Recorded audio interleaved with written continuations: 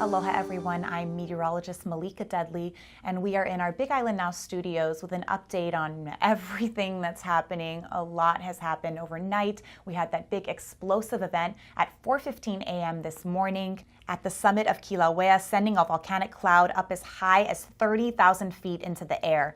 It was short-lived, lasted only a few minutes, but the National Weather Service posted an ashfall advisory, basically warning the public of ashfall accumulations up to about a quarter inch in some spots. Just 1 millimeter of ashfall can seriously reduce visibility while driving, can make roads slippery. So it is advised to stay indoors, closing all doors, windows, sealing any gaps. If you have an N95 mask, you can use that. If you're outdoors, that will protect you from inhaling the ashfall, but not against SO2 gases, and that is still of a concern.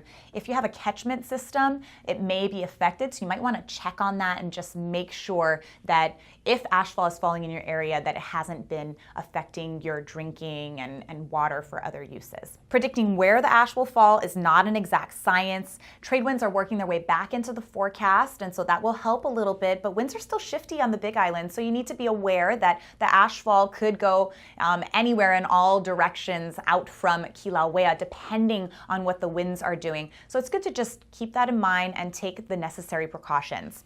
The closer you are to the summit, the higher the chances that you would experience some of these effects. Just stay up to date and follow all the alerts. If the SO2 levels in your area are at a blue level, you're probably in the clear. If they're at orange and you usually have some type of respiratory issue or the normal daily VOG, on the Kona side when we get that, if that usually affects you with a headache or watery eyes or breathing problems, then you will definitely want to take some precautions if the level is at orange.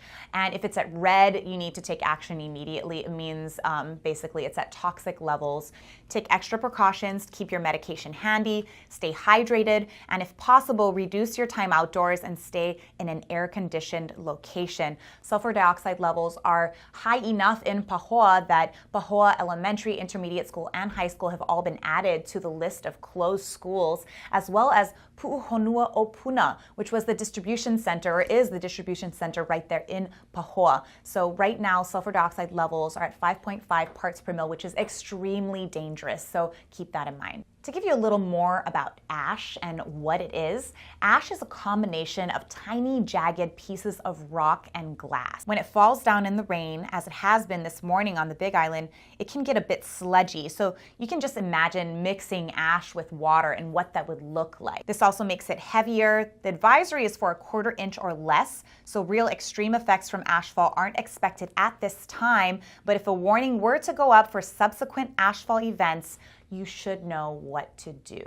The explosive event from this morning is the biggest one yet. However, it is likely not the last. Explosions of this magnitude are still possible. Smaller explosions are possible as well as the groundwater continues to interact with the lava, generating these steam-driven explosions. So we really just have to wait and see what happens. One good thing that Jim Kawahikawa from HVO said this morning in the press release was that seismicity had been climbing. After the explosion, it dropped significantly. So that's good news. Now it's back up to that slow climb, but at least we kind of got a good reset in there, and there weren't any widespread effects to the community. So we can at least breathe a bit of a sigh of relief for the time being. Again, these steam-driven explosions are not likely to just stop. It looks like they will continue. We're going to keep an eye on that, and we will bring you the latest on our website at bigislandnow.com. Okay, let's head into our 7-day forecast. All right, the good news is this. See this? Trade winds are expected through the forecast period. That is extremely good news. The stronger they are, the better, because that will push all of that SO2, all of the emissions coming out of the volcano out to sea. Keep in mind, if you're out at sea, that this could affect you. So there is actually an ashfall advisory right now in effect for the southern waters around the Big Island.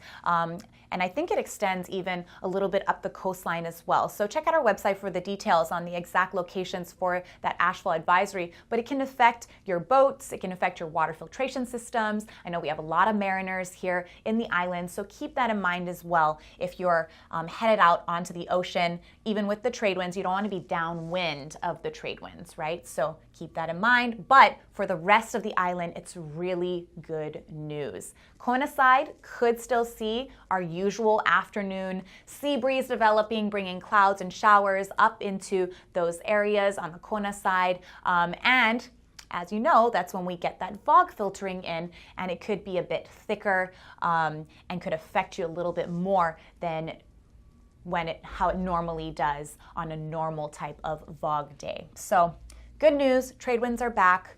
Things are changing by the minute. We will keep you up to date at BigIslandNow.com.